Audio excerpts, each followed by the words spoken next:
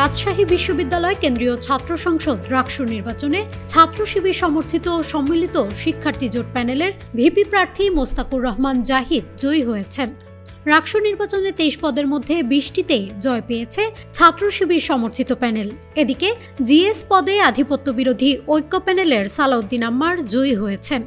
3.5 দশক পর রাকসু নির্বাচন অনুষ্ঠিত হল। বিশ্ববিদ্যালয় প্রতিষ্ঠার পর 72 বছরে এটি রাকসুর 17তম নির্বাচন। 1990 সালের পর দেশের অন্যান্য পাবলিক বিশ্ববিদ্যালয়ের মতো রাজশাহী বিশ্ববিদ্যালয়েও ছাত্র সংসদ নির্বাচন হয়নি। ওয়ালটন এখন দেশের সীমানা পেরিয়ে পৌঁছে গিয়েছে 50টিরও বেশি দেশে। ওয়ালটন, ঘরে ঘরে বিশ্বজুড়ে।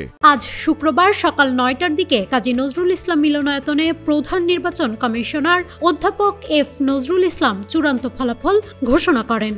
এর আগে ঢাকা বিশ্ববিদ্যালয়, জাহাঙ্গীরনগর বিশ্ববিদ্যালয়, চট্টগ্রাম বিশ্ববিদ্যালয়ে ছাত্র সংসদ নির্বাচন হয়েছে। সেখানে অধিকাংশ পদে জয়ী হয়েছে ছাত্র শিবির সমর্থিত প্যানেল। রাকসুতেও এর ধারাবাহিকতা দেখা গেল। News desk, Manabzamin.